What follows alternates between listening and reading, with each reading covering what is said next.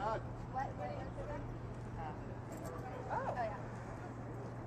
I've seen that a couple times. It makes me laugh. Whoever it was, I saw her. בסדר, אנחנו מוכנים?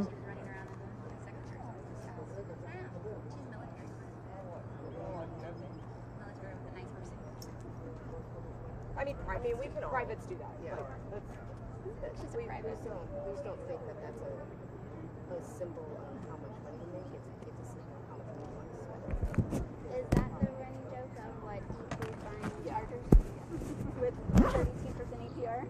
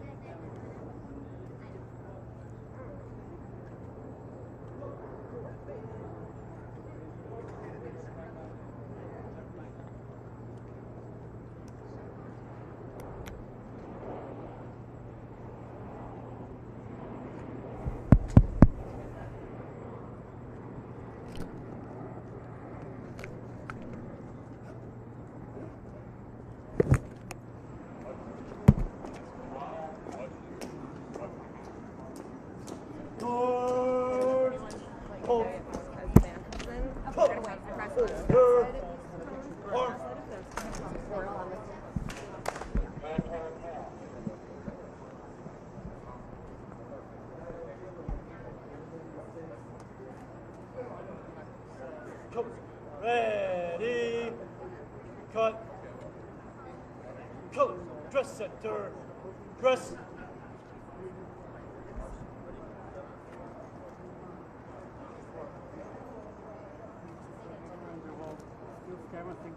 Ready, front. It's like everywhere in the world.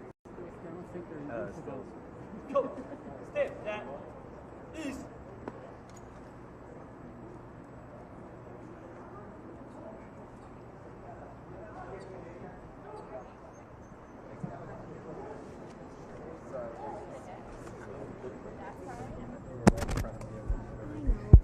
One. I'm planning to stand right here. Please, yeah, I'll be right. Like, Push my friend, don't touch it. Please.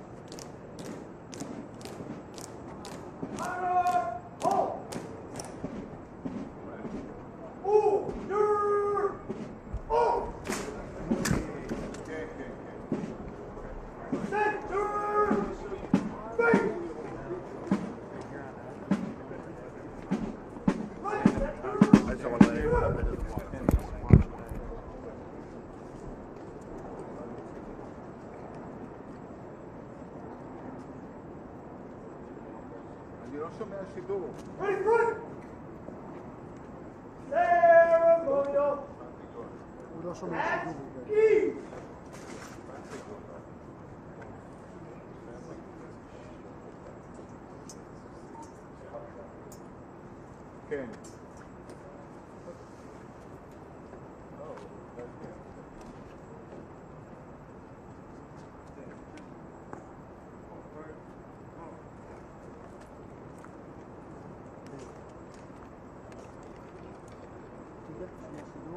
כן, כן, שומע.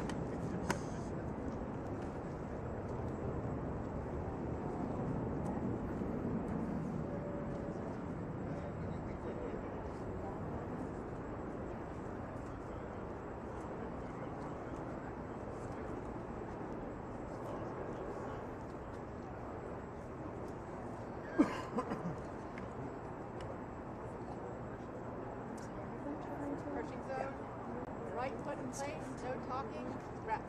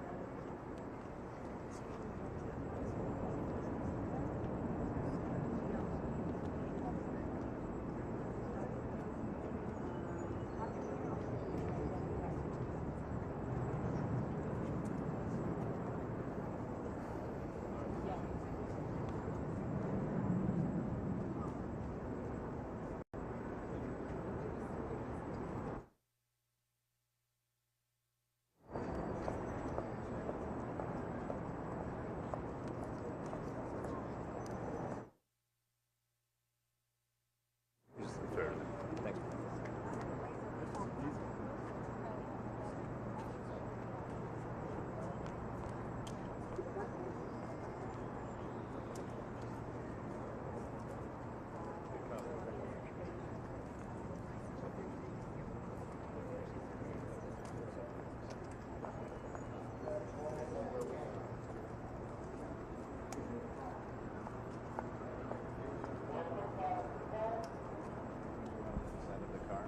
And I said, come over here, right? No, thank you. Good, then get over We're here. all trying to get the picture, that's all. All right? You know what Thank I'm trying to do?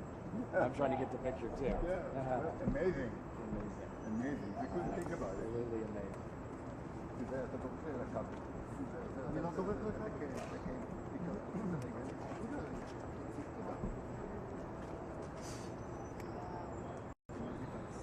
I want to get right in front of you, if that's okay. Can I stand right there in front of you? Is that cool?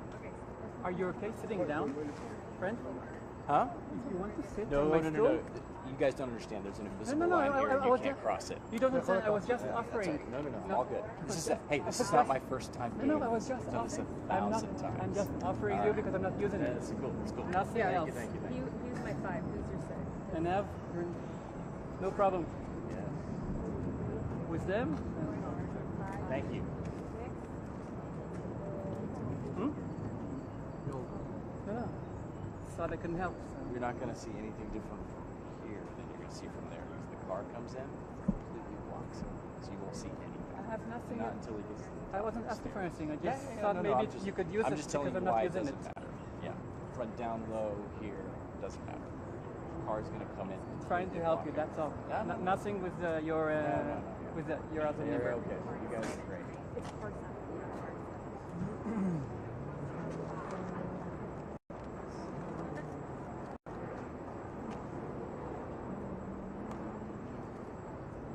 כן, כן.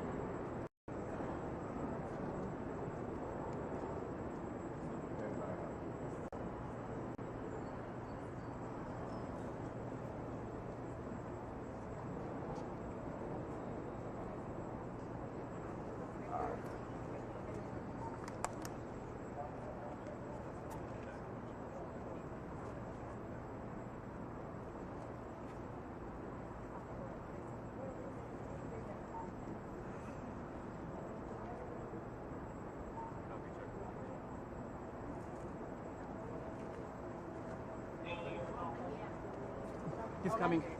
אורן, Friends, אורן, friends, אורן, he's אורן, coming. אורן, אחרי שהוא נכנס, אז אני צריכה לעמוד שוב במצלמה. אז תקחי רק את הסטול למקום שלו. כן, אני לא אפריע לכולם בפריים. לא, זה לא הפריע. חשוב.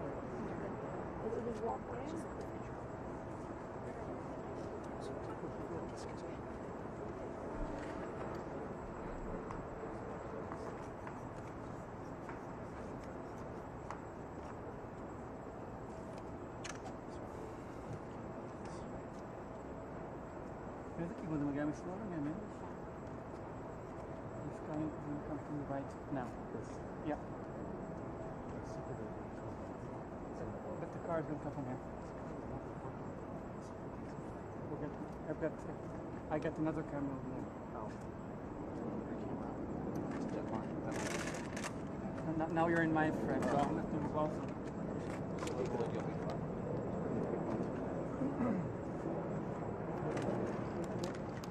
Is it okay? Can you move a little bit forward?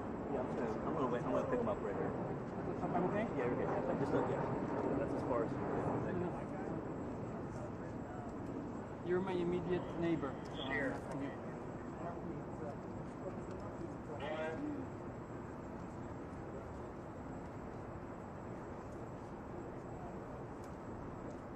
Slowly.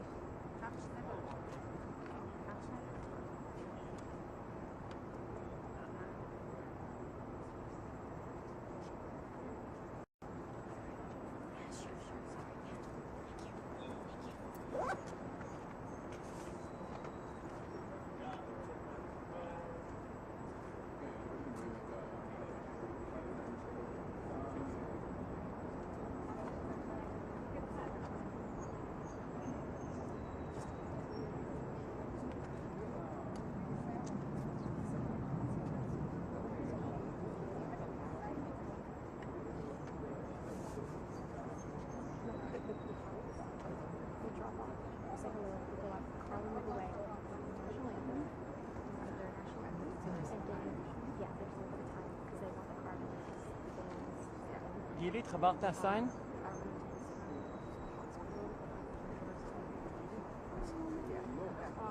then really as soon as they turn start logging, that's when as soon as I gotta go. So we're gonna do the stay long.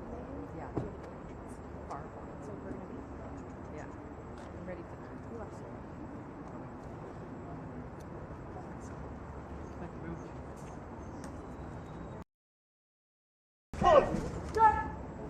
Attention! Turn right shoulder, arms.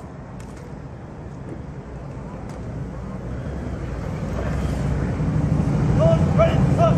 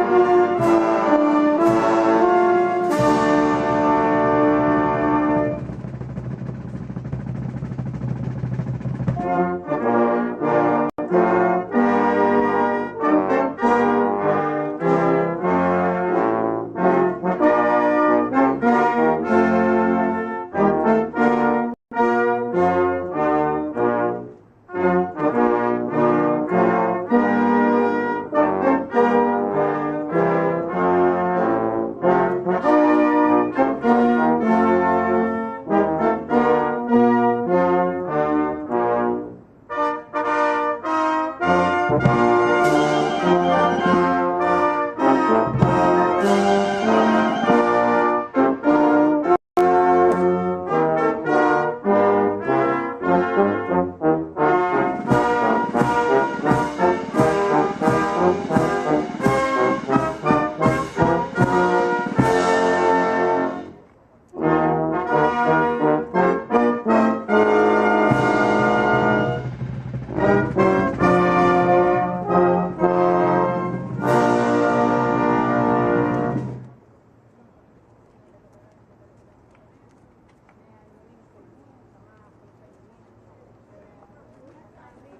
hold, hold, hold, hold, hold.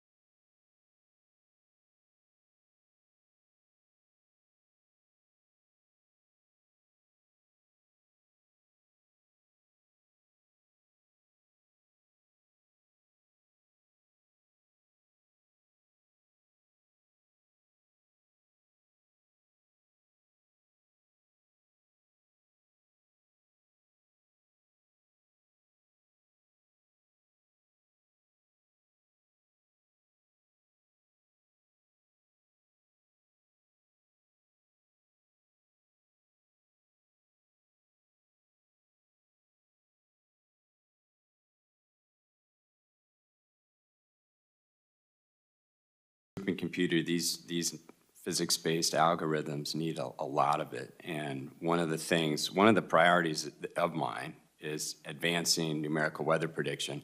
But the reason why one of the reasons why the American model was lagging the European model was not just lack of compute, but the code wasn't architected to run on certain computers. We're going to let somebody else, I'm not letting somebody else outcode us. Okay, trust me, coming from Seattle, I'm not letting, this is all doable. Oh, It's about I whether agree. we have the resources and the investment. And I'm saying, let's make the investment.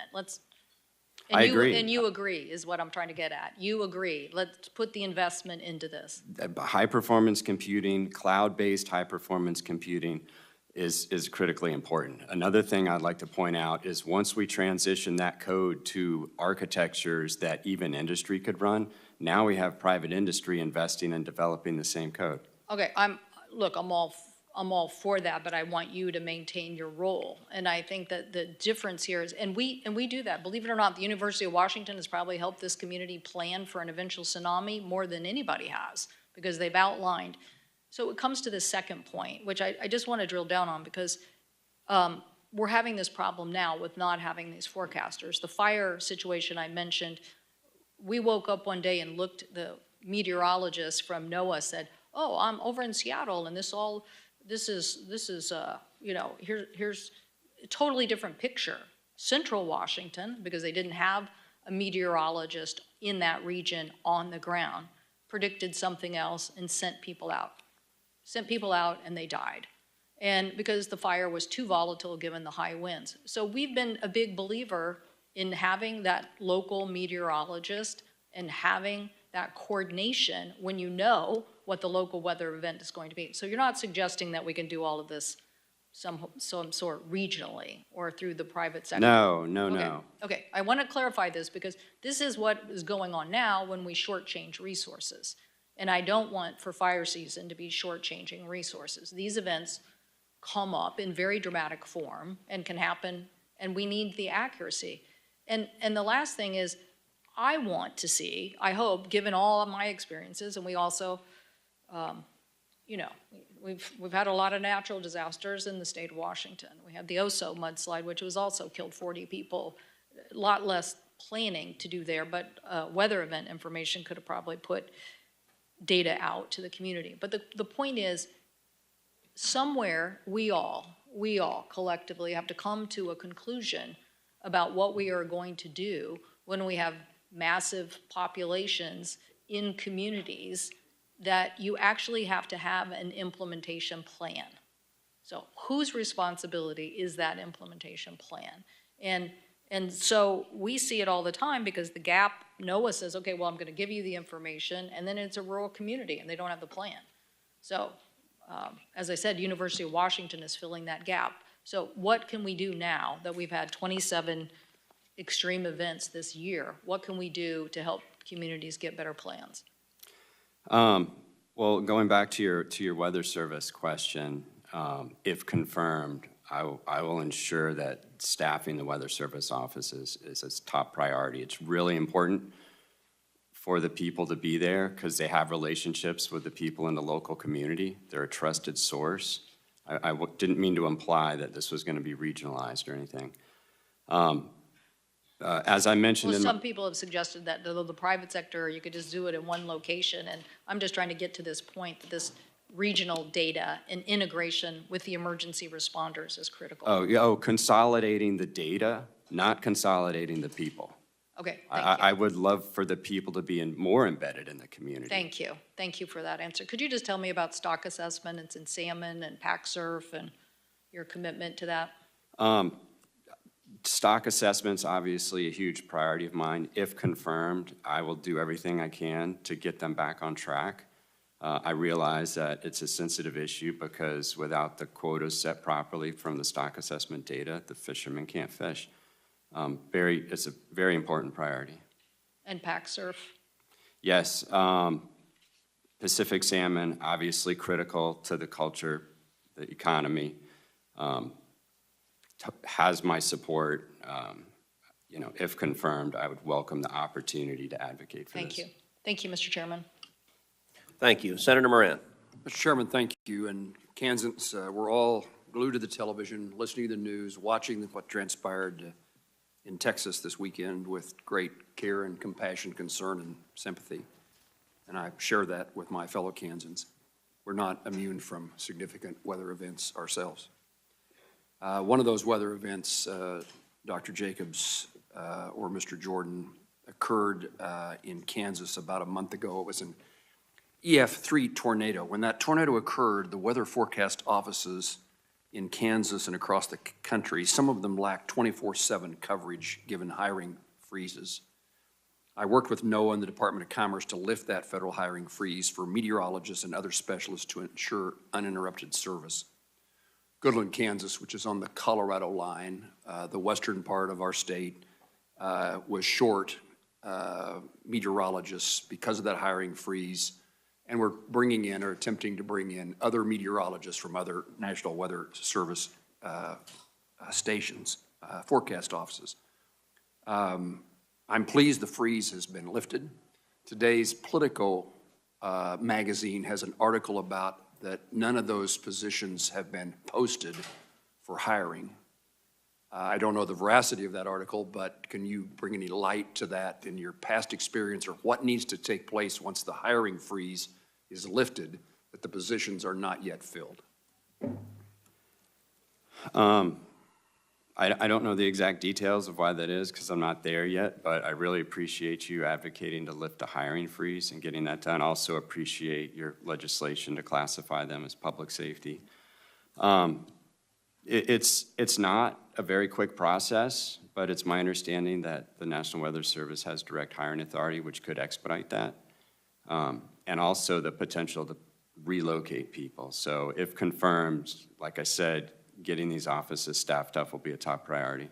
Well, Dr. Jacobs, if you see any opportunity for me and others on this committee or in our appropriations process to help speed that along, please let me know. And I was going to highlight for you what you already mentioned. Senator Peters, also a member of this committee and an appropriator. We've introduced legislation, as you mentioned, and I appreciate your statement of support, as well as Mr. Jordan's head nodding. So thank you. What could you tell me about the technology and capabilities? We have 4 weather forecast offices in Kansas: Topeka, Dodge City, Goodland, and Wichita. Would I expect that they would have the best technologies that are available and utilized across the country, or is there something different about rural Kansas, rural America, that would diminish the capabilities that our forecasters have because of technology and equipment? I don't believe there's anything unique to your region that would limit the technologies or capabilities. My hope is that a lot of these technologies that would advance this are not just nationwide, but global. Because as we transition to a larger scale model, global modeling system to lengthen the forecast horizon, we're gonna need these technologies collecting data worldwide. It's one of my goals in light of what's transpired on a number of occasions, and is to make certain that all weather national forecast centers have the latest, best technologies, and would work with you and NOAA to achieve that. We're also interested in NOAA and NWS radars that are nearing their end of their life. Several efforts are underway to recapitalize the system, including next generation radar. In addition to that, the Hurricane Hunter aircraft are essential tools for preparation for and preparing for severe weather, and are in need of significant maintenance, repair, and overhaul or replacement. Would you plan, as a NOAA administrator, to ensure these critical instruments are upgraded and are replaced? Yes. And let me turn to Mr. Kumar. You've had no questions this morning. You must be a good bridge builder. I noticed for your alma maters are 2 universities in the state of Texas that I know are not necessarily friendly to each other. So I look forward to you using those circumstances to allow Congress and the administration to work well together, and Republicans and Democrats to reach good conclusions. What I want to highlight for you is the Department of Commerce, including NOAA, has not completed its spend plan for this current fiscal year, last year's fiscal year. So the appropriators do not have the data that is required by law for the Department of Commerce to provide us. And I would encourage you, if confirmed, to see if you can make that happen.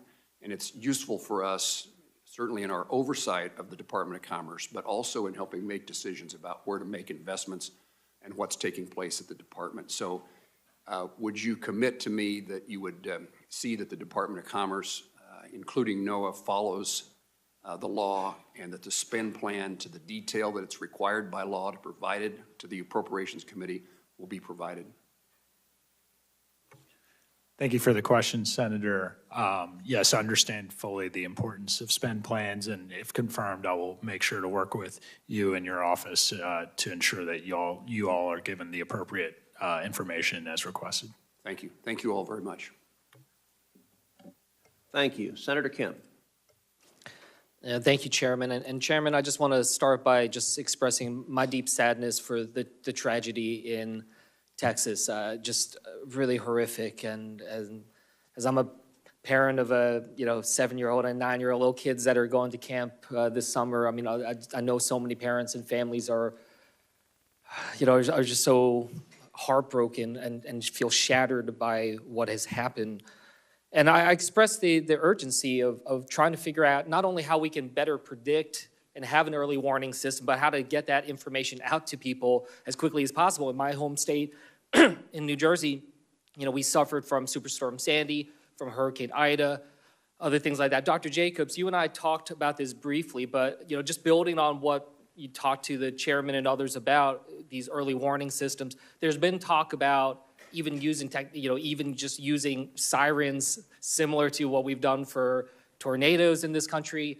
As far as I know, do you know of any usage of sirens when it comes to flooding in the United States at this point? Not to my knowledge, but I do know that some systems that have been deployed in Spain and France, they essentially network a flow meter to a siren, and if the flow rate exceeds a certain amount, it triggers a siren.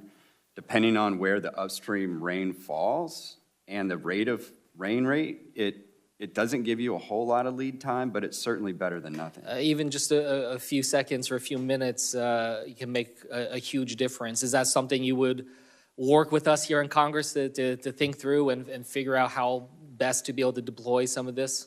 Absolutely.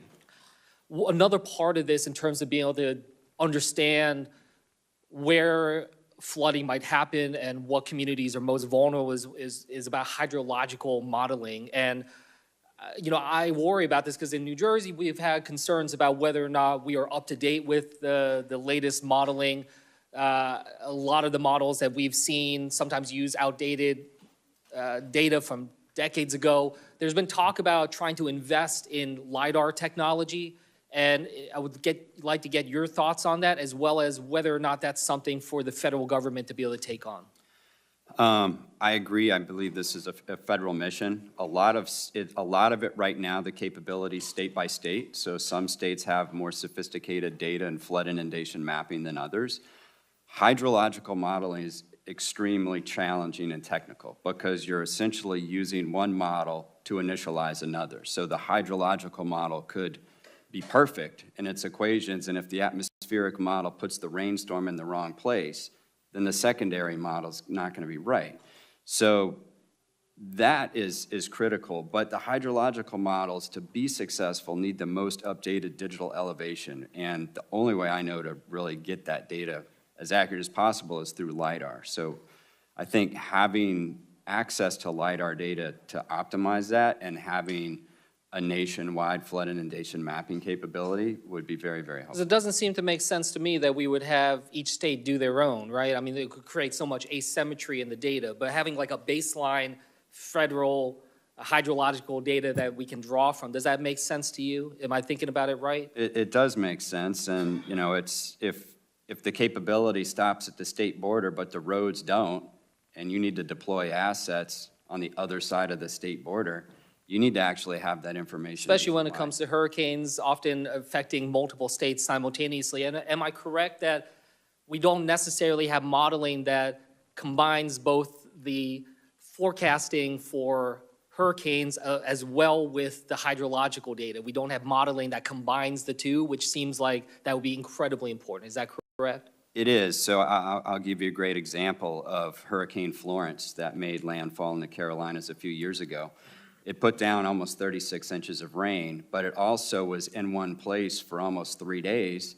And so you have that storm surge, and the water from the rain can't drain east because the winds are pushing it west. And those two models, the storm surge model and the hydrological models from the rainfall, need to be coupled. Yeah. I want to switch gears here. I'd like to just read a sentence here and get your thoughts on it. It's a quote. Quote, it's extremely likely that human activities, especially emissions of greenhouse gases, are the dominant cause of the observed warming since the mid-20th century. For the warming over the last century, there is no convincing alternative explanation supported by the extent of the observational evidence. I just wanted to get your thoughts if you agree with that statement or not. Well, obviously, there's a lot of natural signals that are mixed in there too, and so in the absence of any natural signals that might dominate that, yes, there's human influence is certainly there. So you see human influence being part of the concern when it comes to climate change, when it comes to extreme weather? Yes, there's influence. Yeah, I think it's important for us to just be able to think that through, because as we're trying to assess predictions and trying to do forecasts, it's important to understand the causality. And so we're trying to understand what is causing the warming of ocean temperatures that affect hurricane strength and other aspects of that. So I just want to continue to make sure that we're pushing this forward. We're letting science drive our decision-making in so many ways. So I hope that that is something you can commit to if you're confirmed. Thank you, and I'll yield back. Thank you, Senator Kim. Senator Blackwell, you are recognized. Thank you. I appreciate that, and congratulations to each of you on your nominations. I know you will get through this process, and we look forward to having you confirmed and getting hard to work. At the nuclear capabilities, and then the opportunity we had through those B-2 pilots, the F-32, or F-35, F-22, F-15 pilots that accompanied the refuelers to help put the finishing touches, you might say, on those facilities. It was an honor to be a part of it. Appreciate your partnership, the leadership of your team, sending a message to the world. Not just to Iran, not just to them and their nuclear capabilities, but those B-2 pilots sent a message to the world as well. They gird the globe. I think the entire world took note. I think Iran took note. I think everybody in the Middle East took note of American resolve and of the strength of our alliance. I think it was, frankly, it was like the roar of two lions, and it was heard around the world. So thank you again, and our admiration for everything that you did, and our appreciation for it. And gratitude. Thank you. The feeling is mutual. We appreciate it. Thank you for being a friend, a model ally, and showing leadership and strength. You can have a lot of allies, and then you have allies with capabilities that actually execute on the front lines. And what you did was spectacular. So thank you for being here. Well, the heroism of our pilots, of our soldiers, and frankly, the heroism of our people. It's the heroism of the people. You get the strength of the people, as you do. So we're blessed with two great free societies that have joined together. But your role, I think, is historic, and will have historic consequences for peace. I would say that President Trump and I always talk about peace through strength. First comes strength, then comes the peace. And we hope we'll realize the fruits of strength very soon in peace. And I can attest to that, being privy to not all, but many of those conversations. It does start with strength, but it always goes to peace. And we have that opportunity in the region because of your efforts and the efforts of our president. So thank you. Appreciate it. Thank you very much. Appreciate it, Press. Thank you, Press. Thank you, Press. Thank you, Press. Prime Minister of Iran's nuclear and conventional threats. Thank you, Press. Thank you. Thank you.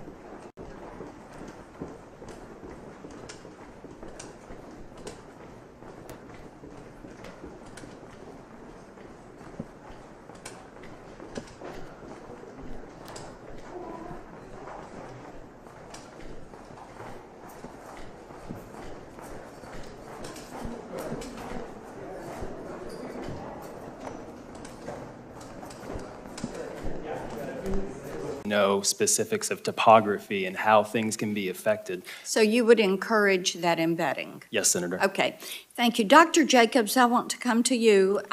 Memphis, the lower Mississippi River is the lifeblood of barge traffic and port commerce, not only for Tennessee, but also the entire Mid-South and the Mississippi River area.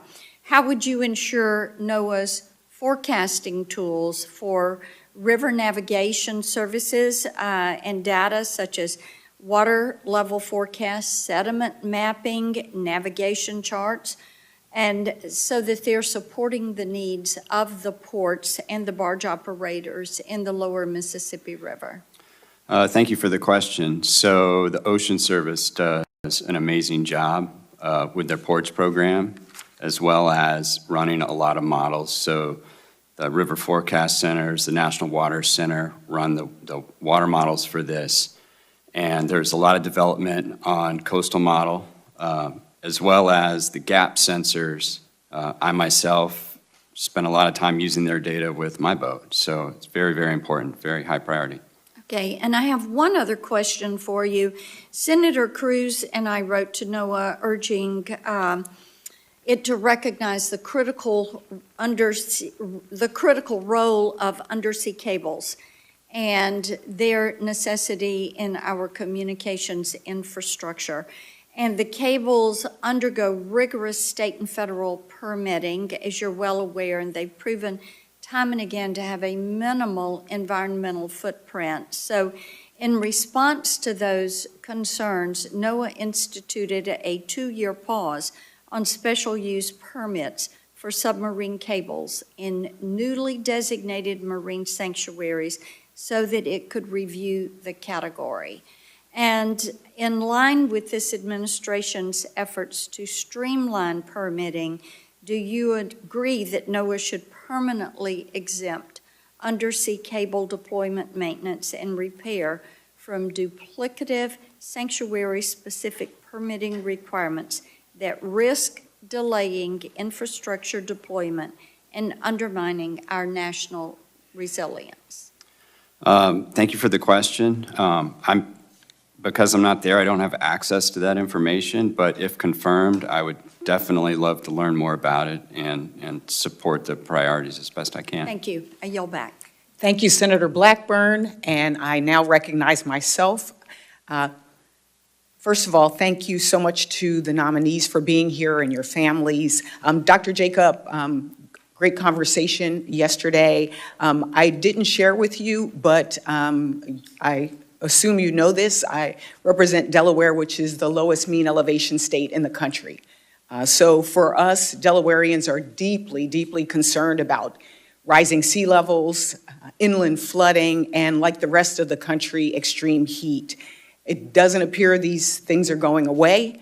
And so to me, it's vitally important, the conversation you had with Senator Kim about making sure that this is science-based and that we recognize the impacts of climate change are a priority. And as I did share, I'm concerned about cuts to NOAA. Gutting NOAA is a costly mistake that Americans will pay the price through rising home insurance rates, destroyed communities, and in some cases, their lives. And again, I hope there is a real focus on this and that NOAA gets the support that it needs. And as the ranking member of the Coast Guard Maritime and Fisheries Subcommittee, I understand the role that NOAA plays in safeguarding our marine ecosystems, supporting our coastal communities, and enforcing laws against illegal, unreported, and unregulated, or IUU, fishing. Right now, NOAA's capacity to do this work is under serious threat. The Office of Marine and Aviation Operations is currently short 180 mariners, and without an exemption from the hiring freeze, as was discussed, 30% of NOAA's research fleet will remain docked this summer.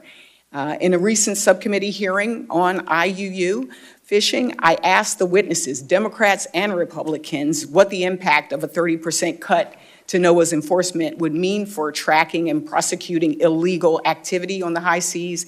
and the responses that all of them painted were very bleak. Dr. Jacobs, what is your plan to mitigate this loss of operational capacity, and how will you ensure NOAA can deliver on its scientific mission with such a reduced fleet? Thank you for the question. So I definitely understand your concerns, and I think it's, you know, if confirmed, I'll get in there and really take a look at the staffing levels, because there's a difference between the wage mariners and the law enforcement when it comes to IUU fishing. And I also understand that the issue with the wage mariners and not having the hiring freeze lift is challenging, particularly in this market because it's so competitive with industry for the same jobs. So my approach, if confirmed, would be to focus on making sure that we try to get the wage mariner situation sorted out, as well as looking at other options, potentially autonomous vehicles to do certain fish surveys if we can use those instead. So would definitely appreciate working with you on this. Look forward to it as well. Mr. Kumar, as the nominee of the Office of Legislative Affairs, you'll serve as the primary liaison to Congress. It's such an important role. And one of your core functions is to ensure timely and substantive responses as we exercise our oversight role on behalf of the American people.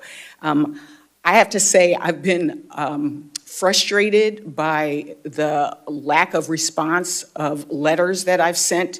In the last 6 months, I've sent 8 letters to the Secretary of Commerce on a variety of topics, from the implementation of the Broadband Equity Access and Deployment Program to the abrupt restructuring of the Minority Business Development Agency, but I haven't received a substantive response yet. I'm just going to ask, are you familiar with the letters that we sent to the department? Thank you for the question, Senator. Yes, I am at a high level, yes. At a high level. And I wanted to know, when do you think I could receive a response? Or is this going to be a priority of your job? Yes, if confirmed, you know, as I said in my opening statement, I understand fully the importance of timely information being provided back to the committee and its members. I know MBDA, I know there's broad active litigation going on, but even in those instances, I'd like to at least be able to communicate what we can and can't say on a matter and making sure you're getting information back.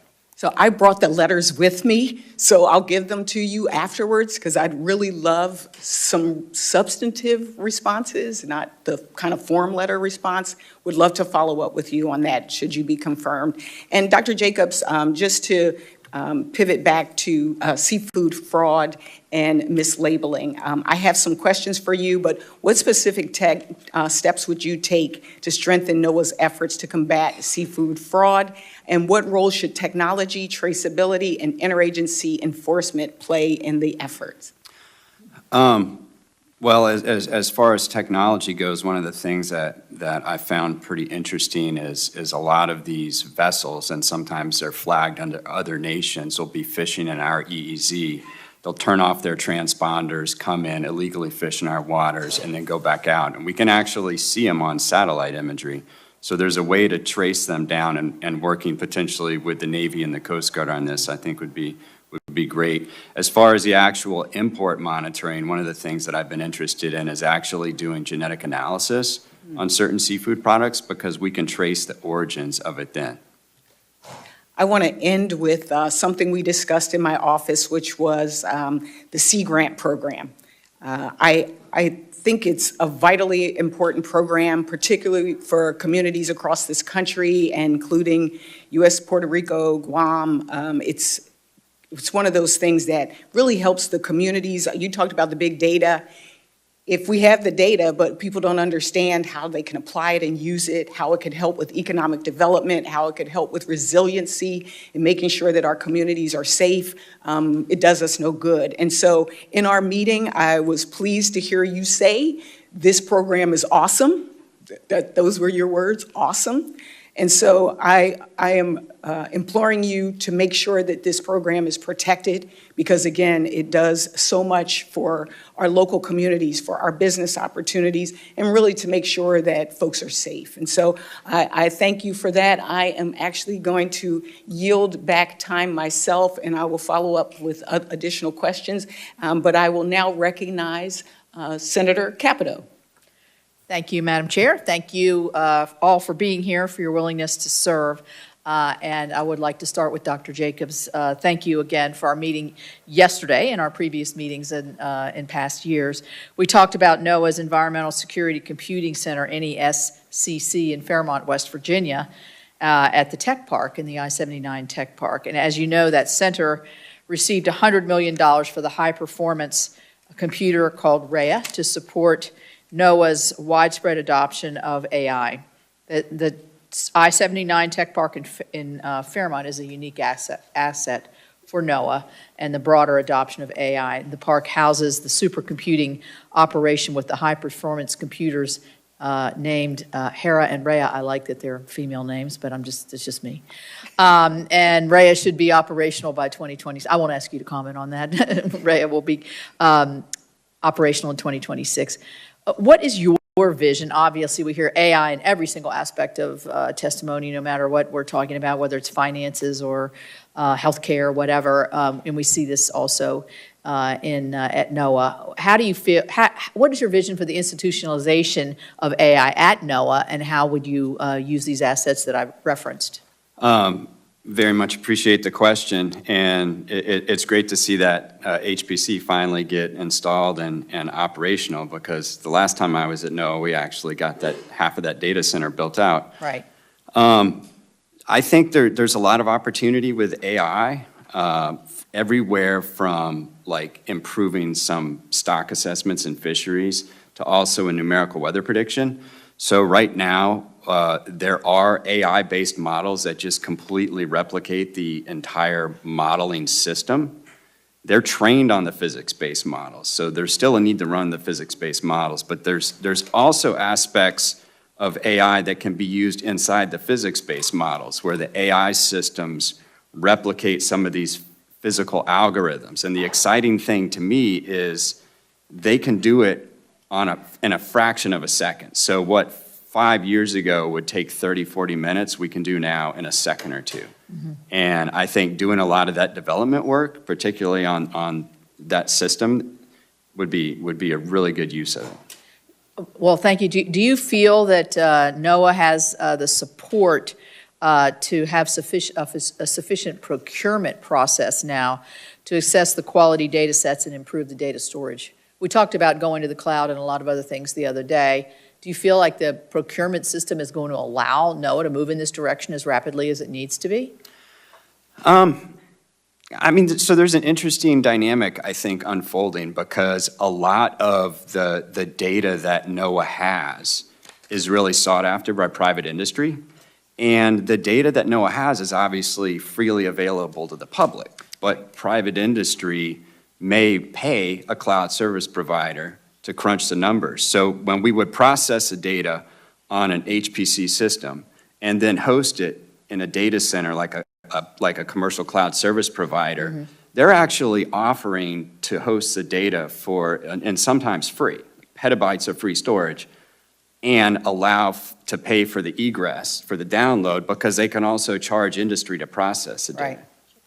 Right, so that gives you a little more flexibility with that. I'd like to pivot to the storms in Texas and the weather predicting, and obviously I live in an area that is prone to rapid flooding like that, but the tragedy that we see in Texas is like nothing that it's unimaginable for many of us.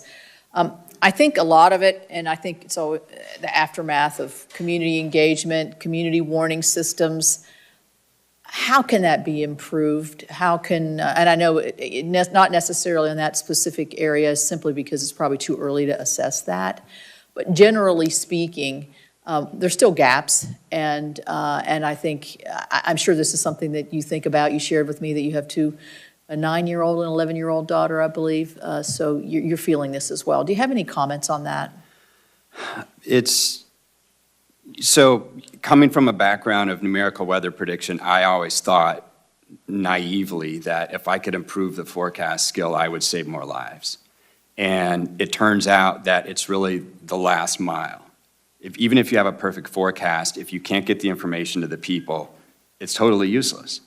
And so having a way to distribute the watches and warnings, and particularly in regions that don't have good cell coverage, Right. I think there's an opportunity to modernize NOAA weather radio and then potentially also look at some satellite capabilities, some CubeSat-based data transmission. That wasn't really an option a couple of years ago. And so I think probably an all-the-above approach and modernizing the way to distribute these watches and warnings is something that is going to be a top priority of mine.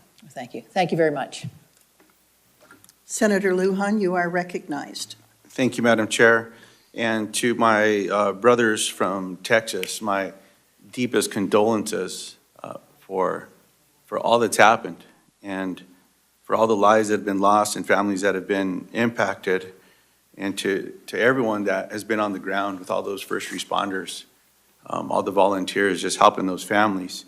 As my colleagues may know, unfortunately in New Mexico yesterday, the Rio Ruidoso rose to nearly 20 feet in a matter of minutes amid heavy rainfall, sweeping away homes, if you can believe that, in the flows. And we've already lost loved ones out that way. This is an area that was also ravaged by wildfire not too long ago, as we've all had conversations about what needs to be done with FEMA and others with wildfire, and then the flooding that follows for years and years to follow. Now, today we have witnesses that hope to serve at the National Oceanic and Atmospheric Administration with NOAA, which oversees the National Weather Service, which provides critical forecasting data that Americans rely on to protect their lives. We also know that emergency alerts and the work of NOAA and the National Weather Service does save lives. I appreciate your response, Dr. Jacobs, to the question from Senator Capito. However, Project 2025 has outlined a plan to commercialize the forecasting, which would force American taxpayers to pay private companies to access weather forecasts. Dr. Jacobs and Mr. Jordan, yes or no, do you think Americans should have to pay to access forecasting data, protect the safety of their families and homes from natural disasters? Dr. Jacobs? No, I think that that's an essential service that all Americans deserve. Mr. Jordan? I agree, no. Dr. Jacobs, in late May, I sent a letter to the National Weather Service along with several of my colleagues regarding the National Weather Service's decision to discontinue translations of weather alerts and forecasts into languages other than English. Those services have now been restored. This created a dangerous gap in access to emergency information for those nearly 68 million people in the United States that speak a language other than English at home. Yes or no, do you agree that people deserve to get emergency alerts in the language that they can understand? Yes. Yes or no, do you commit to ensuring that this lapse in translation doesn't happen again? If confirmed, making sure that the watches and warnings go out and they're understood is definitely a priority. Appreciate that. On September 1st, 2019, when you were NOAA's acting administrator, President Trump erroneously tweeted that Alabama had been hit hard by Hurricane Dorian. Shortly after, the National Weather Service Birmingham office issued the accurate statement, quote, Alabama will not see any impacts from Dorian.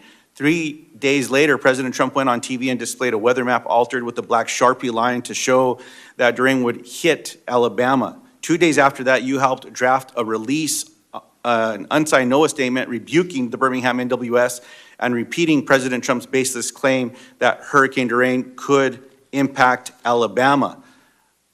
You told the Department of Commerce Office of Inspector General in their investigation that you, quote, definitely felt like our jobs were on the line, close quote.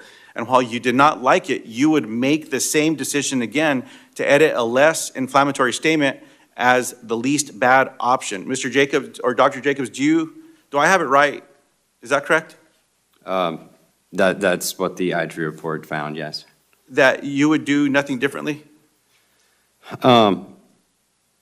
I mean, there's probably some things I would do differently, and there's a lot of things that I did after that to, I guess, change any potential future outcome. One of them was revamp. Let me ask this question, because I just had constituents die in New Mexico. We had constituents die in Texas. Would you sign off on an inaccurate statement due to political pressure in the same event, yes or no? No. I appreciate that very much. Mr. Kumar, Congress appropriated over $68 million to MBDA under the most recent funding bill. But now the Secretary Lutnick and the Trump administration have dismantled the MBDA, ignoring the law Congress passed in 2021. When Deputy Secretary DeBar was before this committee in May, he committed to, quote, follow every dollar and report back to this committee regarding the status of MBDA. I have a letter here that I plan to send to Deputy Secretary, holding him to this commitment and asking a series of questions regarding MBDA funds and grants. Mr. Kumar, if confirmed, you'll be responsible for overseeing the department's responses to Congress, yes or no? Thank you for the question, Senator. Yes, I will be. So yes or no, will you commit to me that my colleagues and I will have the report Deputy Secretary DeBar promised regarding the status of MBDA funds and complete answers to other questions within 2 weeks of your confirmation, if not before? Thank you for the question. If confirmed, I will go back to Deputy Secretary DeBar on the letter you mentioned. We'll get a response within 2 weeks? I will make sure to get with him right away and try to provide as timely a response as possible. As timely a response? Less than 2 months? Thank you for the, I will do my best to get it in the stated timeline. Less than 6 months?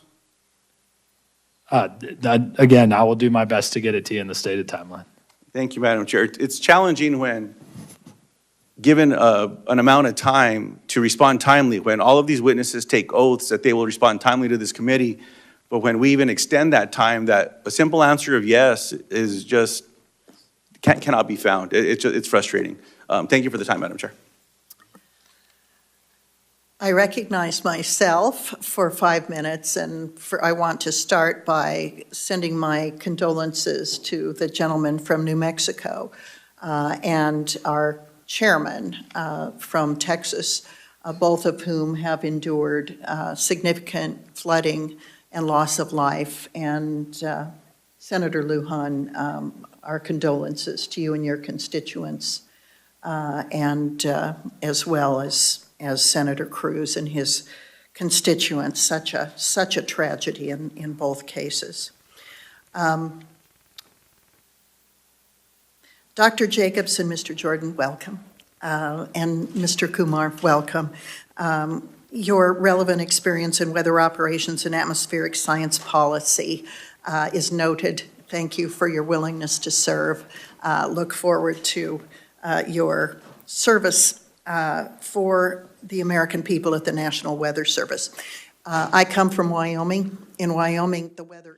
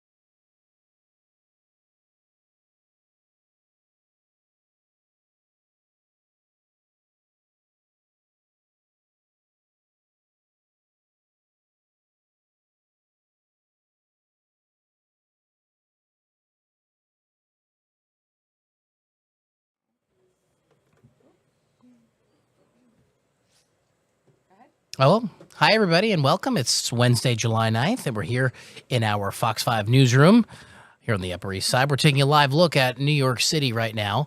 Oh, it's a hazy, hot, and humid day, and we're going to detail that in a few because we have that heat building and possibly more storms coming. Those storms never seem to stop. So this is how Newsroom Live works. We're giving you a look behind the scenes here in our newsroom on the Upper East Side. You have producers who are working behind me. I don't know if we could see that, though. Can they see that? They can't see me there, right? Okay. Well, they are there. I promise you they're there. And they're working. And farther back is our assignment desk. They're working on all our stories of the day. And we talk to reporters sometimes, like myself, about the stories that we're working on. I might be doing a little parking story dispute in Ridgewood, Queens, a little later on today. And we get an inside look at the news gathering process. There's our lovely Times Square. And if you head over to our YouTube channel at Fox 5 NY, we'll answer your questions live, and we love to take questions. So if you're watching us now, send it in. We also have video feeds of live events across the country, and we'll detail what's happening. Look at our beautiful city. I love watching all this pop up. And as we look through all of these, it only makes me think about the weather. I wish I had a meteorologist to join me. Gosh, wait.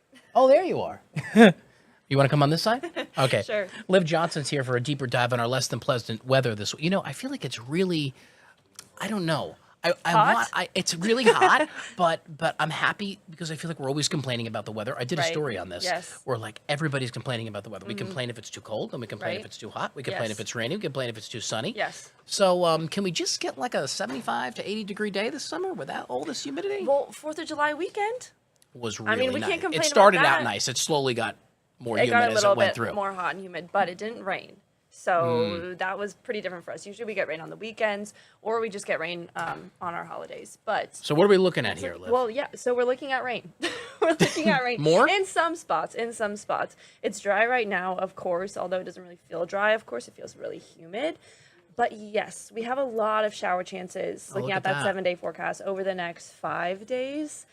Tonight, I mean, we'll get through most of this day. In the clear, we could late afternoon start seeing a few scattered showers and thunderstorms. But all these shower chances, it's not like rain all day. Right. Mostly. It's already 82 degrees, mostly sunny. I can't see that dew point temperature because of our faces, but I Oh, it's think there. I There it think is. it was in the upper Hi. 60s or 70s last time I checked. So yeah, we're in the 80s. 69. Right. 86 out on Long Island. We have 88 for Newark. Wait, where'd you see 69? Oh, the dew point. Yeah. It was there. Oh, it was It went there. away. Okay. So you see we're clear right now. There's some showers way up in like parts of Connecticut. Later today, it's going to start in New Jersey, but like the southern half of New Jersey. We're going to see showers and thunderstorms a little earlier. New Jersey always gets the storms. Yes. They always get hit the hardest. Yes. Why is that? It's just their location? Because the storms always travel west to east, so it goes through New Jersey first. By the Then up time to it us. gets to Long Island, it's already kind of lost some of its strength. It weakens. Right. So that's pretty much what's going to happen later today as well. Okay. We haven't gotten any alerts like we did yesterday Yeah. for like a severe thunderstorm or anything, but yeah, and then same thing Friday and through our weekend. Sunday This we is have just, some it's PM. like the perfect storm, literally, for storms, right? Yeah. Because you have it so hot. Right. You know, and the humidity is oppressive. Right. So once you get into those late afternoons, it's like Florida. You Yes. start to see those storm clouds come. Right. Like last night was horrible. Yeah. Last night Wait, was where really were bad. you when it hit? I was in, where was I yesterday? Well, I was in Lower Manhattan where it started. Okay. And then as I drove home north, it like followed me. Oh, really? And then by the time late, like around 9, 10 o'clock, that's when it really started getting bad Yeah. where I live, up in Westchester. But I was waiting all day for it to get bad. really? That was bad where I was. Well, because I wasn't working, but I kept getting alerts. Yeah. And then it was like maybe after 10 p.m., I swear it lasted less than 10 minutes where I was. okay. But that's a tough thing about forecasting these as well, because You don't know. some people like me are like, oh, that wasn't that bad. But Yeah. then some people in New Jersey, or, sometimes it's Connecticut or Mhm. whatever, lower Hudson Valley gets hit harder. So But I think we have to tell people, it's nice it looks outside, and I kind of felt this yesterday. You do, like, if you're out there for, I would say more than like 20 minutes, 30 minutes, I started feeling dizzy yesterday. Oh, yeah. Because it was so oppressive. Right. And I So feel like hot, so this humid. has been, for the last few days at least now. Right. Yeah, And World Cup today. Ooh, yeah. MetLife Stadium. That's another thing. Ooh, and the last time I did this on YouTube, there was also a game happening at MetLife, and I think weather might have caused a delay or something. Oh, really? Yeah. You know, you tell people, though, they go out there. I mean, I don't know in MetLife because I'm more familiar with baseball stadiums, but I would say MetLife is, I don't know if there's any like wind tunnels that go there where you get that little bit of a breeze. Because if you don't and you're sitting there and it's just dead air, I don't know. Yeah. I couldn't do that today. Yeah. Try to get into a suite. I know. Shoot, if you can. Who do you know? Who do you know in MetLife? But yeah, so it's going to be clear for like the first half, just hot and humid. I mean, it's not going to be comfortable today. Really, the rest of the week is not very comfortable. Yeah. Great. Some showers this evening. We have no more seasons. Do people come up and say that to you? We have no more seasons anymore. Kind of. Yeah, but I felt like it didn't even get warm till late June. It didn't get warm till late June. Memorial Day was like cool. Yes. Yes. And then, but again, it started to get warm, but then it became hot. Like there was no transition anymore. I know. So this summer, what's going to happen is Yeah. it's going to be like hot all the way into September. Yeah. And then we're going to get really cold in October. No, that's my prediction. Remember last October? Remember Halloween was 75 degrees? Oh, that's right. Yeah, I know. I think October is starting to create See, he's more still- of like. that- I know. Can we say who that is? We're sharing one mic. Ma, would you like to come on the mic? That's that's our news director who's telling me to eat the microphone. So I'll just keep doing like this the whole time. Yeah. Boost the audio up there, Alex. Okay, we'll At just least have. today's rain This will is the cool us Richard and Liv down a show little. now. Yeah. Okay. I feel like I'm blocked. I need to be. Yeah, you need to come in a little bit more. They want to see you more than me. They don't care about me. I lifted up your audio, so I think you guys are good. Even We're when good? you're standing. Okay, cool. All right, so that's good. What were we talking? Oh, yeah, the weather. Yeah, we were You're a talking about the meteorologist, weather. right? Yeah. So where do people find relief on a day like this? Inside. Or like going to the shore, maybe? Yeah. Out east? Yeah, One of those but I mean, things? then we're gonna see showers and thunderstorms. I love Montauk in a heat wave. Yeah. That's the best time to go. Yeah. Where it's oppressive here, but out there it actually feels like normal. Right. Otherwise, know. it always feels cold. I know. I was out east for the weekend and it was so nice, but it wasn't even humid here either. Yeah. It was just nice pretty much everywhere in the tri-state. All right. So lucked out. we will get through this little stretch. How does the long term look? Well, okay, wait. It's perfect timing. 7-day. There it is. I mean, does it? Well, see, it's I don't not know, really but- like 90. Exactly. I mean, it looks the same. Every day looks the same. at least right now our highs We're are just gonna analyzing be this in the forecast like lower- it's, you know. It's going to be in the lower 80s for the next few days at least. Okay. But then it is going to be humid. It's especially humid. Down the shore, I think the dew point's already like 75. There's your dew point temperature. Yeah, and there, 69. then we came back. No, it's okay. 69, which is really uncomfortable, but when I was looking earlier up in the studio, it was already 75 in Belmar, which is like miserable to be that Oh. humid. But at least you have a sea breeze, I guess. See, that's what we love. Yeah. I love a sea breeze. Yeah. All right. So what's your plans for the rest of the summer, Liv? Work.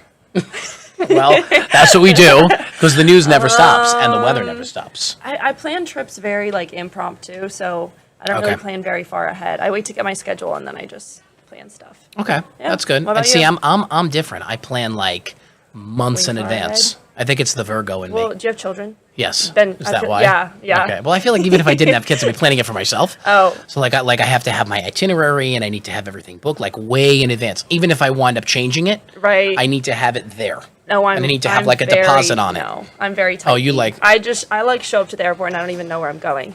Really? Oh. Or, like, if my no, friend- that's like my like, worst nightmare. I can't If do that. I'm with other planners and they plan a trip, I just show up and I'm like, yeah, whatever. It's all See, good. like where we love Disney. So Yeah. you know, I've asked you about this because Right. you're in Orlando, and I need to have like I line up everything like the whole itinerary is out. That's you more know. necessary though, because you're like in a small, or not small, but like you're in one space, like you're in Disney. Whereas like if I wanted to go to Belgium or something, like Mhm. Brussels, Yeah. you don't really have to plan as many things. You don't have to because you can just walk around, take in the sights, go to restaurants. You know what I mean? Yes. Disney, you have to. But I be still need more my restaurant. Like I intentional. still would need my restaurant reservations. Oh no, that's not me. Oh no, you just walk into the restaurant. I just walk into the restaurant. You'll go in at 9:00. You'll get a table. Yeah. Okay, All right. I need to go prepare my Oh, forecast. you have, for yes, the you have the actual- noon. for the noon show. Okay, Are you so in the noon show? I'm not in the noon show. Okay. So I could sit here all day. Yeah, so everyone soak in as much Richard as you can. Yes, 'cause just he's not going to be on the noon. take me in. Okay, bye guys. Bye to Liv. You'll see her on the noon show. And then we're going to take a little quick break now, Alex? Okay. And then we're going to come right back here on our Newsroom Live.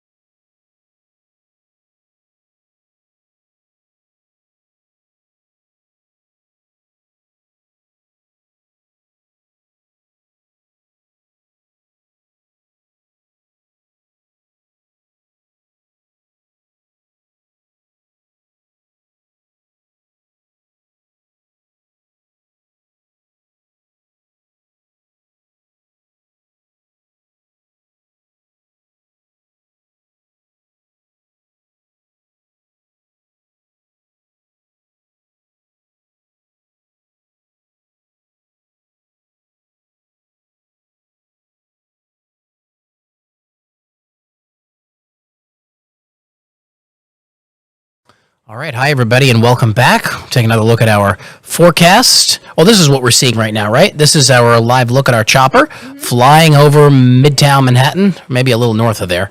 As we look out on a hazy, hot, and humid day, Liv gave us a little forecast earlier where we're going to have that oppressive heat and humidity and storms that stick around. It's like rinse and repeat every day around here. But such as New York in the summer and the Northeast. Want to take a live look right now, ELC2, where Speaker Mike Johnson is presenting a Congressional Gold Medal in honor of Greg LeMond for his exceptional achievements as the only American and three-time winner of the Tour de France, a very special day in our nation's capital. Let's listen in for a few. Study them, and some I did not know, but some I did. That there was clearly a thread, a parallel of just extraordinary talents and accomplishments and a sense of excellence, and many of the traits and characteristics that you behold. But there were a few sort of threads that really spoke to me. There were a number of folks in the aviation world, in aerospace, Charles Lindbergh, Howard Hughes, the Wright brothers, talking about people that were fearless. Greg LeMond on the bicycle was fearless. Nothing would prevent him from winning. And he was bold and he was daring. And I think not only a warrior on the bike, but he was heroic. Greg didn't go to MIT. But those of you who know him and know him well, you would think that he has an advanced degree in mechanical engineering. And when it comes to the bicycle and innovation, there is no one, quite frankly, in the last couple of decades that has contributed more to the advancement of technology, innovation, not unlike Jonas Salk and Thomas Edison. So you were in good company. But I also believe that Greg's personal contribution to the technology will be part of his legacy.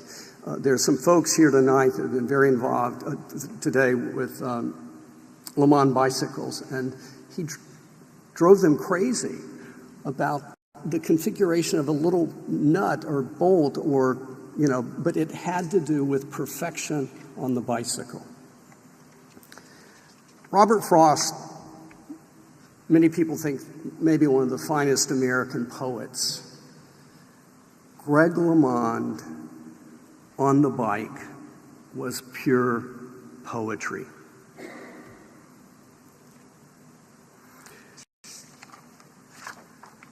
I used to tease Greg, along with many of you here, that it was harder to keep off with Greg off the bike than on the bike, because he's so fun-loving. You just want to be in his company. You want to be next to him. He's charismatic, he's caring, and he's lovable. He's so lovable. Mr. Speaker, if you were giving a dinner party and you invited 10 couples and they had never met Greg, and they're getting to be acquainted during a cocktail hour, they would be elbowing their way to make certain, if you hadn't seen the dinner, to sit next to Greg. Just this infectious. And so Greg, like Bob Hope and Walt Disney, you're this larger-than-life, fun-loving, and adorable human being. There are a number of athletes that have been honored, incredible, not many, but some. And they were dedicated to their discipline, excellence, and just sheer grit and determination to be the best in whatever sport they were pursuing. Arnold Palmer, Joe Louis, Jackie Robinson, Jesse Owens, and most recently our good friend Billie Jean King. But there was one in particular where there is a common thread, and that was Roberto Clemente. Like Roberto Clemente, Greg has infused his athletic career with a commitment to community service, giving back, showing up, and supporting and advocating for all good things on this earth. It was not just limited to being on a bicycle. He has supported persons with disabilities. He's been an advocate for injustices, and he's been courageous and has taken a very, very, very outspoken and at times challenging position that certainly impacted his life and his well-being and his finances. And that is being a person speaking out against doping and keeping sports clean and being the exact kind of role model that our kids today need to be following. And lastly, Greg, there was Nelson Mandela, who received the award in 1998. And like Nelson Mandela, you have shown us that the power of sports and everything involved with sports can be a force for good. It can bridge communities, it can teach powerful lessons, and it can, in the end, do good in the world. Again, Greg became a hero in Vietnam by riding his bicycle. Greg has taught us that moral character is intertwined and tied directly to sports. He has taught us, shown us, that we should praise an athlete's virtue alongside his or her physical abilities. Greg LeMond has taught us that character matters.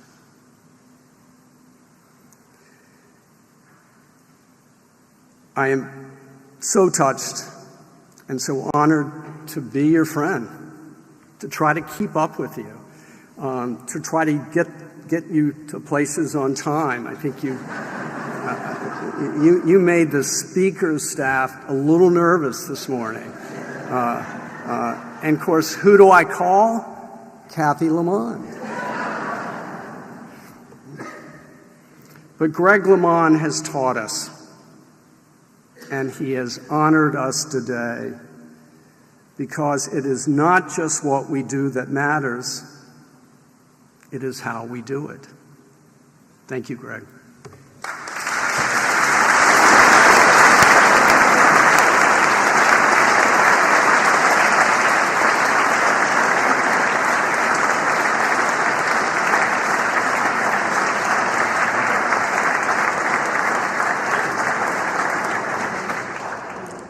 Ladies and gentlemen, please stand for the benediction delivered by Dr. Margaret Braun-Kibben, Chaplain of the United States House of Representatives.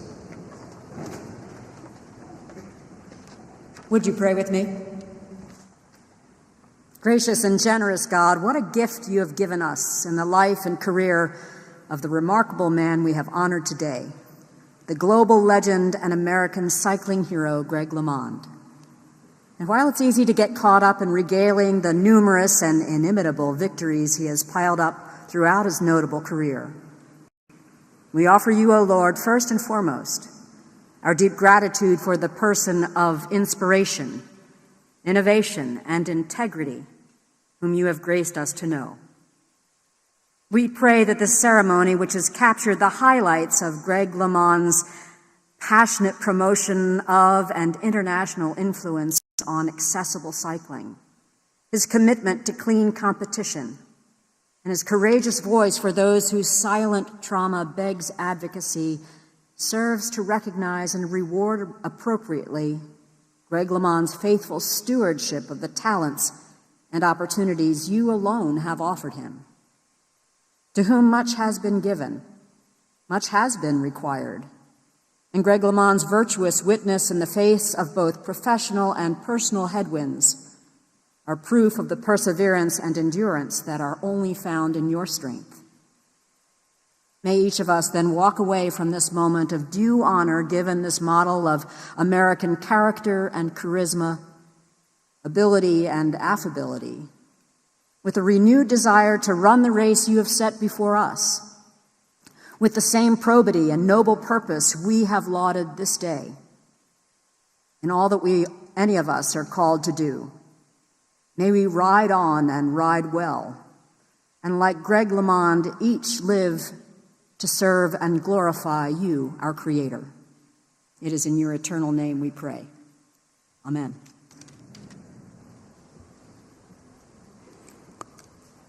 Ladies and gentlemen, this concludes the ceremony. Thank you for joining us today.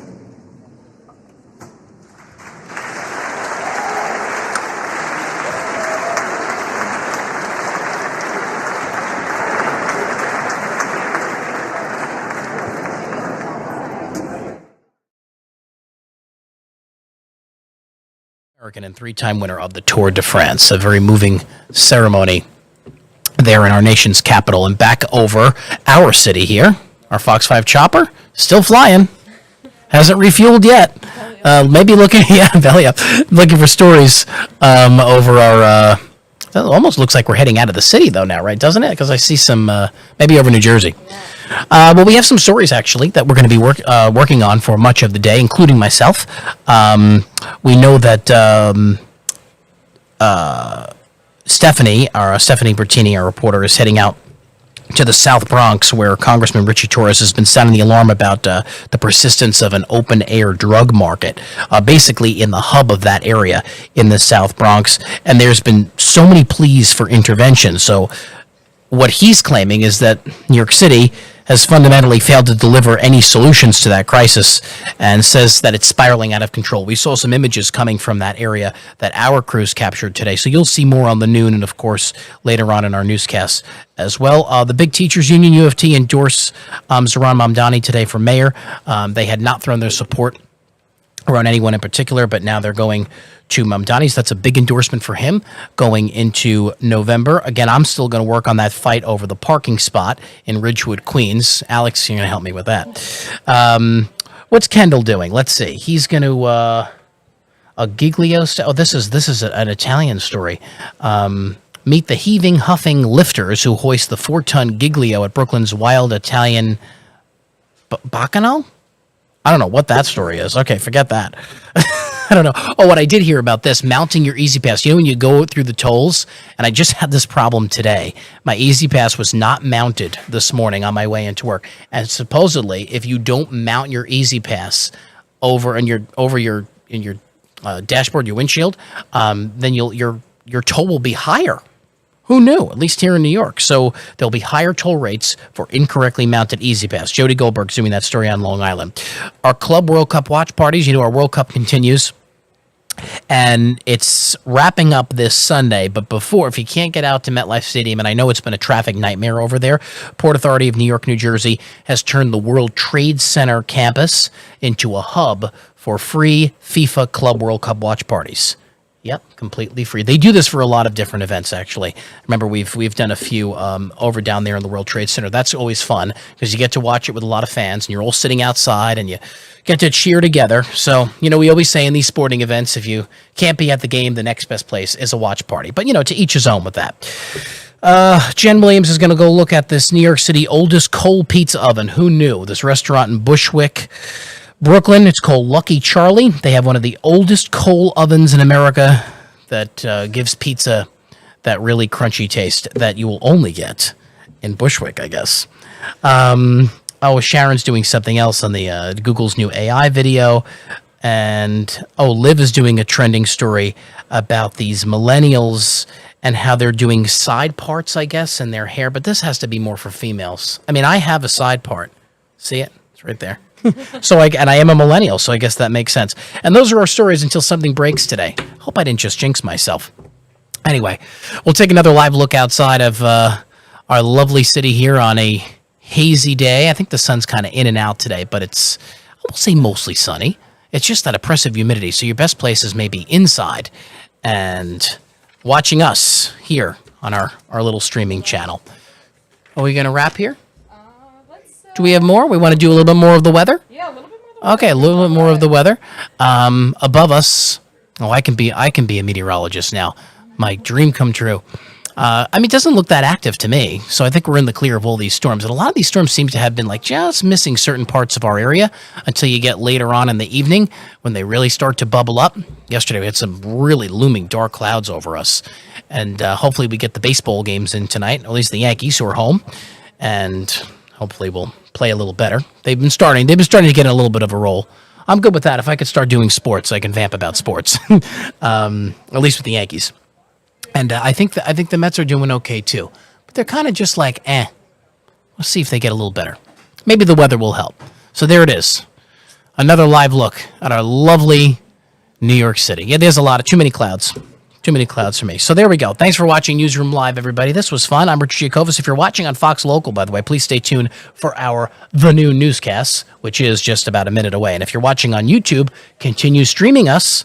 We have live events all across New York City, the United States, and the world. Until next time, adios.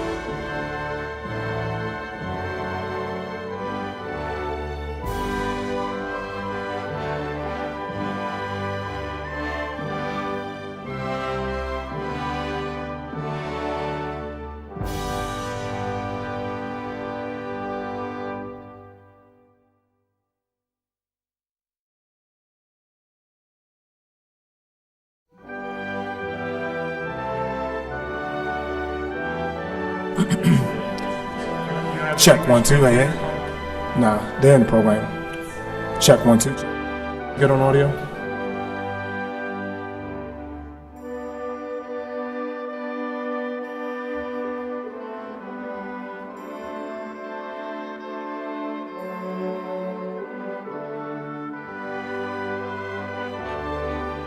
Check.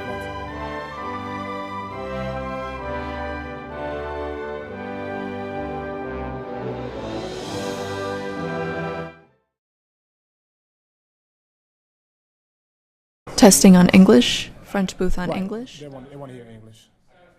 French booth testing on English. Testing, 1 2 3. This Check is 1 the 2. Check 1 English 2. channel. Okay. Okay, thank y'all.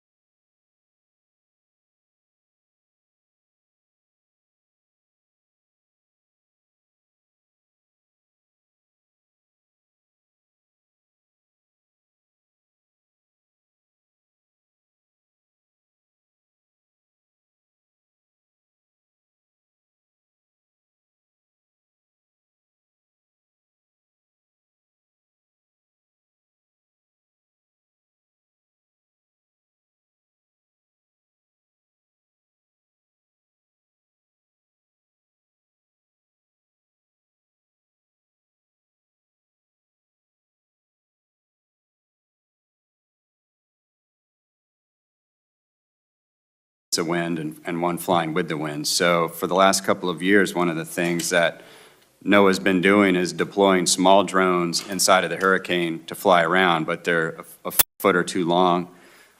There's other potential opportunities to fly above the hurricane and deploy things through the hurricane. I think it's to be determined if we can actually fly one through the hurricane, but I have been in conversations with a couple of companies that are interested in potentially testing some capabilities.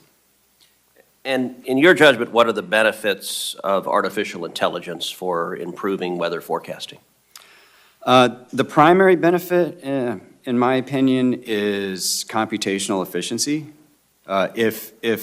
Even if the artificial intelligence can't do something better, if it can do it faster and more efficiently, I think it's worth using. Okay. Senator Sullivan. Thank you, Mr. Chairman. Mr. Jacobs, looking forward to meeting with you. And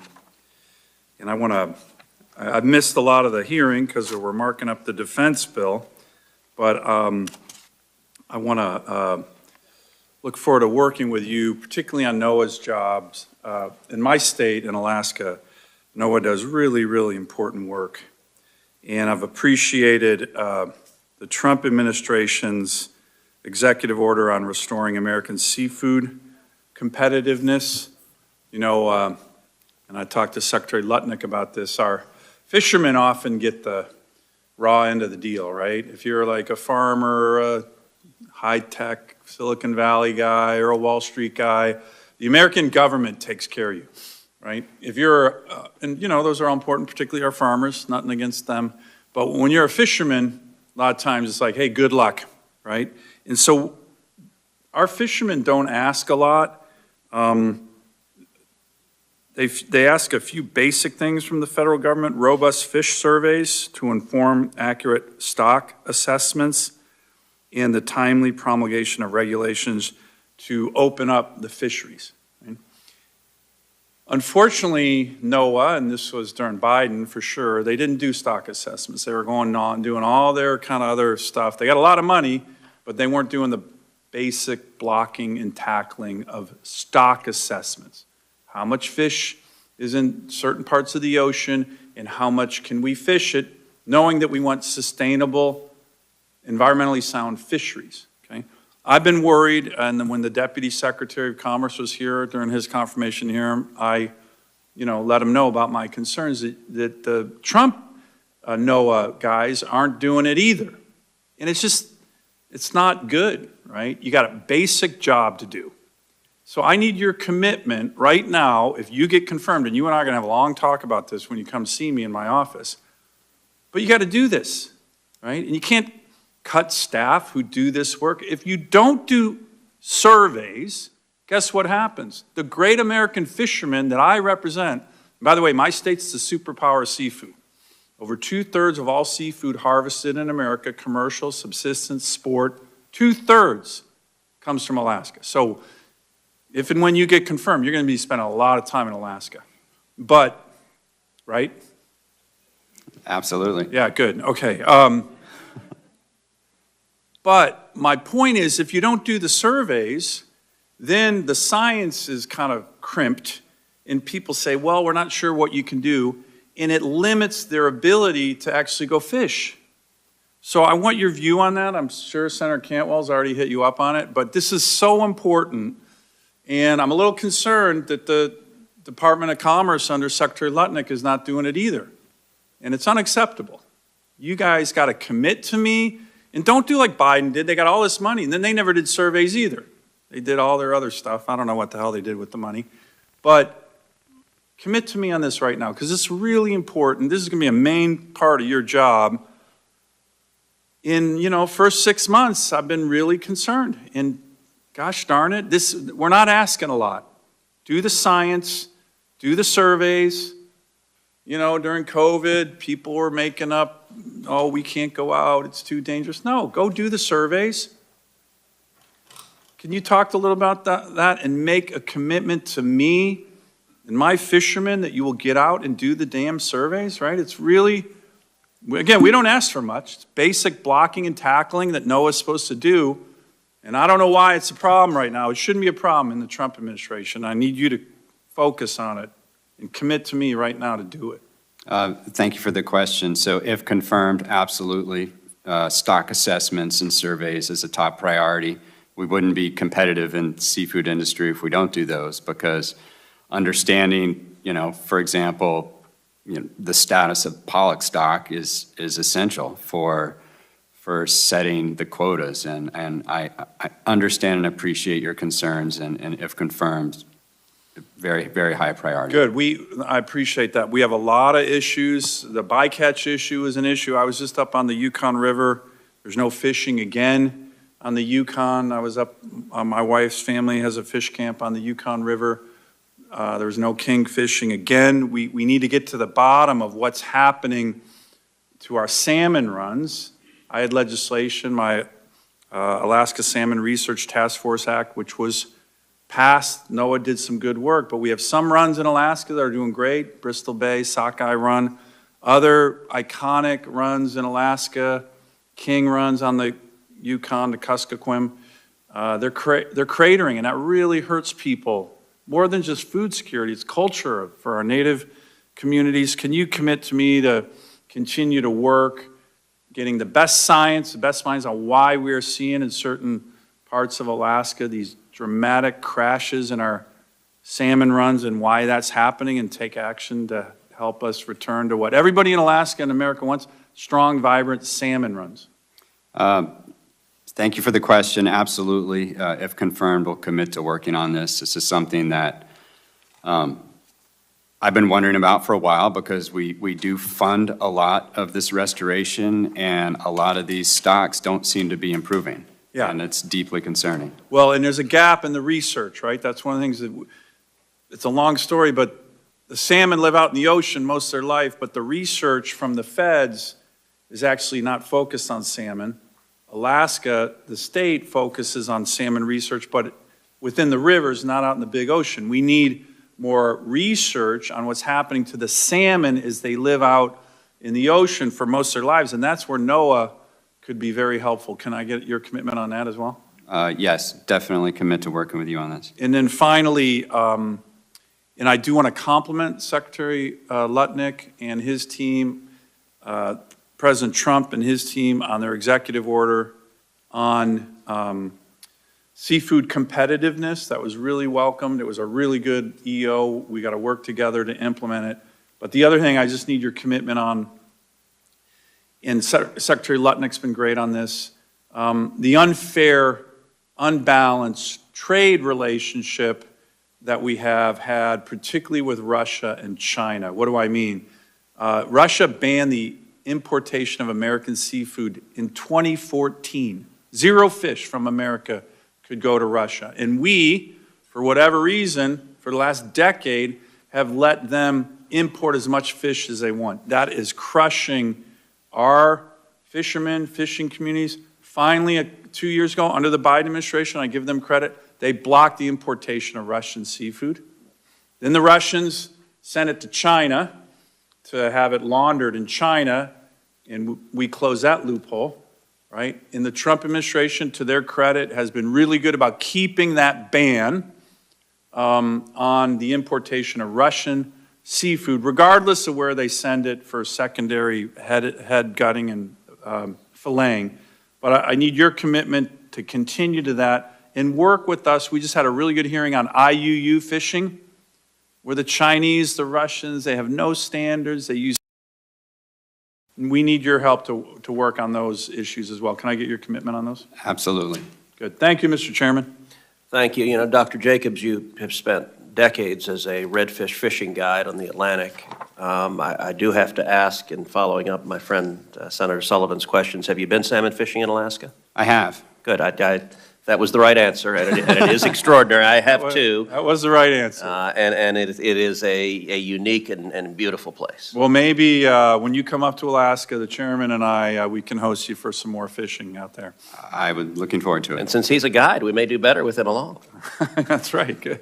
Ranking Member Cantwell. Thank you, Chairman, and I do want to echo my colleague from Alaska's. I did, you're right, bring it up in my earlier questioning about stock assessments, but I want to echo again, our industries are just chasing a never-ending go around, right? But it all starts with stock assessments as a really basic information, and then making sure that we play a more aggressive role internationally to stop the Russians and Chinese for collaborating and impacting our fisheries. So very much appreciate your comments on that. So I'd like to follow on with, do you think we should have a NOAA Organic Act? Would that help in persevering and preserving stock assessments in a more robust way? I thank you for the question. I believe NOAA's long overdue to have its mission authorized in statute, so very much support. Great, thank you. Do you support the reauthorization? Do you support the Weather Act reauthorization? Yes. Okay. Do you support replacing a Northwest Fisheries Science Center? When Senator Sullivan was talking about all of these issues, I remember the whole Canadian threat to salmon and all the work that we do at that NOAA facility in Seattle. Do we need to replace that or make sure it still exists? If I remember correctly, this was an issue when I was at NOAA last time, and it was something we were working on, and I believe there was discussion of potentially working with the university or something. I think it just needs to take the final step, so I just yeah, want to make sure I would love to work with you on that if confirmed. Great. Do you support tribal government consultation? I do. Great. I do think that's something that, is not an ongoing effort. We get it. We understand it with 29 tribes in the Northwest. We get what tribal to government consultation means. But I do think from time to time agencies forget this, and certainly I think even in the last administration they forgot this. So hopefully you can help restore that. I understand my colleague asked about the budget cuts, which you said you supported the 27% budget cut to NOAA. Is that correct? So how do you keep your science mission, and particularly in atmospheric and oceanic areas, how do you keep that science mission if we're cutting that budget when in reality that's a core part of your mission? Appreciate the question. It's a lot of these priorities, particularly weather forecasting and things we've been discussing all day. Some of that's being transferred to the Weather Service. It's my hope for certain things that we're looking at to basically fulfill the mission requirements of the forecasting capabilities, that the Weather Service takes over a lot of that. Some other aspects transferred to the Ocean Service. Okay, so you think that the missions are going to be preserved, just preserved somewhere else? Yes, it's my objective to make sure that NOAA fulfills their mission requirements. Great, I'm glad you said that, and we had a discussion earlier where you were saying, no, these people need to be on the ground. You can't replace people on the ground, so you have to have people that are implementing, understanding the local regional dynamic on weather, and also implementing an action plan, basically getting first responders, everybody to help and implement that based off that data. So very much appreciate that answer. But in this, it just reminds me, Boeing said, well, we're gonna get rid of all these safety inspectors. We're gonna get rid of like 300 safety inspectors. Why? Because that was their main job, and we can just self-certify our work. Well, that didn't turn out very well because they missed a lot. Because it turned out that those safety people actually were doing something really critically important. In fact, they tried to automate parts of it, and that turned out to be a disaster, and so they changed it. So I'm cautioning you, and I don't agree with the Trump administration proposal on cutting these programs. I think there are essential scientific search information. I'm all for elevating the game. I have been for years, elevating with more supercomputing and certainly using, I think one of the things that we can do is get better information so that forecast is 2 weeks in advance. Or why are we cutting these weather balloons? I mean, the fact that the weather balloon is there to tell you the amount of moisture and the condition of the atmosphere. Why was that so important for us with fires? Because the land was getting so dry, a lightning strike that may not have caused a problem, now all of a sudden causes a problem. So the critical nature changed, and we had to understand that. So I hope that we're not thinking that we're just going to like put weather up here in some big, we have this really great way of getting information, like from the private sector somehow, and we're not going to play this critical role. I don't know, Mr. Jordan, you're shaking your head or nodding, so I don't know if you have a thought on this, but we can't just shift these resources somewhere else. We have to own them. NOAA has to own them. They have to own weather forecasting. We need it to be better, but we can't transfer some of it out and then say that's somebody else. Mr. Jordan. Thank you for the opportunity to provide a comment. So I agree. I was shaking my head in agreement with you. Yes, the weather forecasting is very important. America has a robust American private weather industry that really amplifies the work that NOAA does, but it is very important for NOAA to do its weather forecasting mission. Okay, well, how do we preserve that in a budget? I believe looking at the budget, again, not at NOAA, looking at it from the outside, I see the Weather Service mission, the line office, is preserved. But what about all the work they do to understand? Within the Weather Service? Yes. The budget, I believe, funds the Weather Service. Okay, so I'm talking about the R&D office of the Oceanic and that research group. Understood. Sorry for the Okay. confusion. And as Dr. Jacobs said, looking at the budget again, not having the conversations with the folks inside about what's happening, but it looks like the transition of some of that work is happening from OAR to the Weather Service. Yeah, I think this is where we're probably in, because that office, the Weather Research Office, is eliminated. So I think what we should do